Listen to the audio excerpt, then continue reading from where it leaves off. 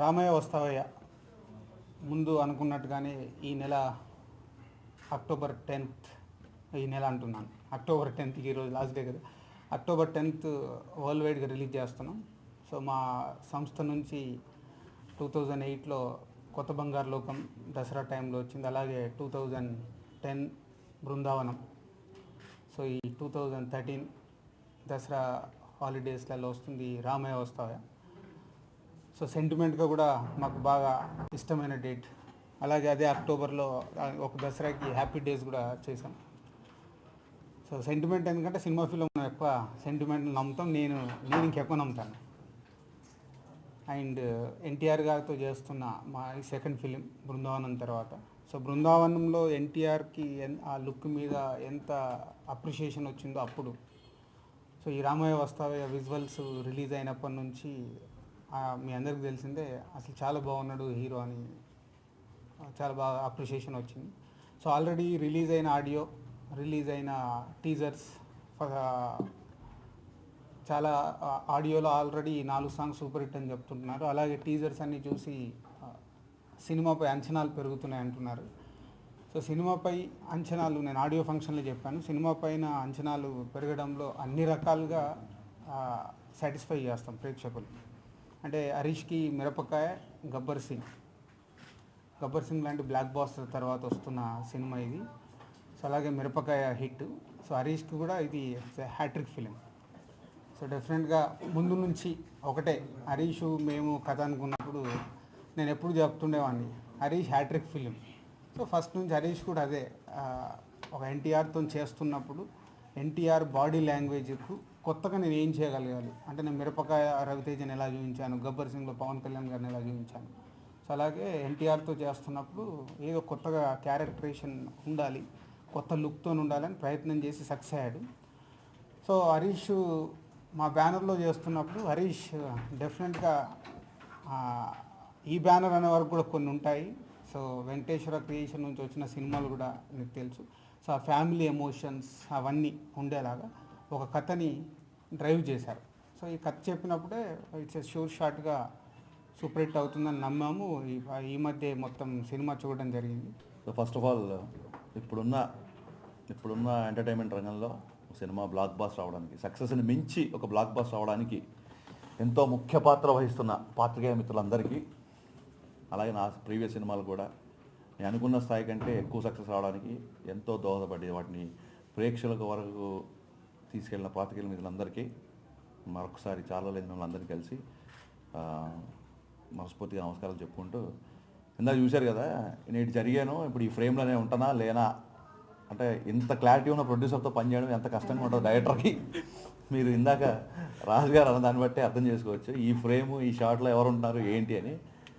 So లక్కీగా ఈ క్లారిటీకి నా క్రియేటివిటీ తోడైందా లేదా నా క్లారిటీకి ఆయన క్రియేటివిటీ తోడైందో తెలియదు, కానీ సినిమా జర్నీ అంతా చాలా బాగా జరిగింది.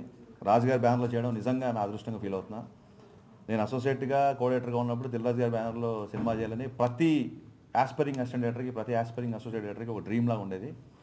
సో కొత్త డైరెక్టర్కి అవకాశాలు ఇస్తారు అని, మరి ఎందువల్ల చేత నాకు అవకాశం ఇవ్వలేదు. బట్ అప్పుడు ఇవ్వలేదు, ఇప్పుడు ఇచ్చారు. డెఫినెట్గా ఆడియో రిలీజ్ అయిన తర్వాత ఎక్స్పెక్టేషన్స్ పెరిగినాయి. ఆడియో తమన్ ఇండస్ట్రీకి రవితేజ ఇంట్రడ్యూస్ చేసిన, నాకు ఇంట్రడ్యూస్ చేసింది మటుకు ఎన్టీఆర్.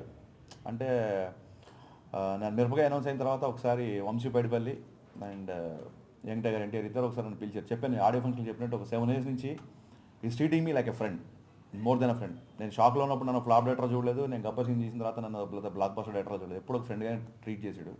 నువ్వు మిరపకాయ అనౌన్స్ చేసావు కదా, తమన్తో మ్యూజిక్ చేస్తే ఎలా ఉంటుందో ఆలోచించు, నాకు బృందావనంలో చాలా ఎక్స్ట్రాడినరీ ట్యూన్స్ ఇచ్చాడని చెప్పి. సినిమా ఇంకా షూటింగ్ కూడా స్టార్ట్ అవ్వలేదు, ఐ థింక్ అప్పుడు ఒక 4 tunes ఏవో ఫినిష్ అయిపోయాయి. అప్పుడు ఆ 4 tunes ఫస్ట్ నాకు తమన్ సాంగ్స్ వినిపించింది ఎన్టీఆర్. సో అప్పుడు విని మిరపకాయ అనౌన్స్ చేసాం తమన్తో. అప్పుడు తమన్తో చెప్పాను ఫస్ట్ ఇలాగ ఎన్టీఆర్ని పాటలు వినిపించాడు, చాలా పెద్ద విషయాలు చెప్పాడు.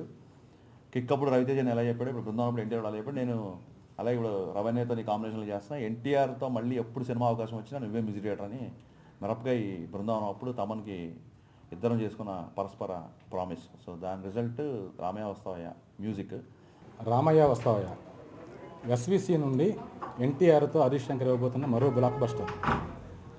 ఎందుకు ఇంత కాన్ఫిడెంట్గా చెప్తున్నానంటే ఈ సినిమా విషయంలో ఎక్స్పెషల్లీ మిరపకాయ గబ్బర్ సింగ్ తర్వాత ఈ సినిమా విషయంలో నేను దాని ముందు ప్రెస్ మీట్లో చెప్పలేదు. ఇప్పుడు దీనికి ఎందుకు అంత కాన్ఫిడెంట్ చెప్తున్నానంటే ఫస్ట్ కథకి సీట్ స్టార్ట్ చేసిన కాడ నుంచి డబ్బింగ్ లాస్ట్ నిన్న డబ్బింగ్ కంప్లీట్ అయ్యే వరకు కూడా ఫుల్ ట్రావెల్ అయ్యానండి.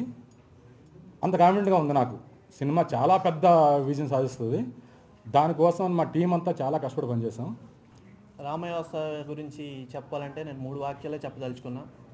మా రామయ్య వస్తాడు రికార్డులన్నీ పగల కొడతాడు అని ఎదురు చూస్తున్న అభిమానుల కోరిక తీరేలా రామయ్య వస్తాడు మా థియేటర్లన్నీ హౌస్ఫుల్ బోర్డ్స్తో నింపుతాడు అని ఎదురు చూసే ఎగ్జిబిటర్స్, డిస్ట్రిబ్యూటర్లు వాళ్ళ ఆశలు తీరేలా రామయ్య వస్తాడు 2.5 గంటలు మమ్మల్ని ఎంటర్టైన్ చేస్తాడు అని అఖిలాంధ్ర ప్రేక్షకులు అనుకునేలా అన్ని విధాలుగా ఈ సినిమా ఉంటుందండి.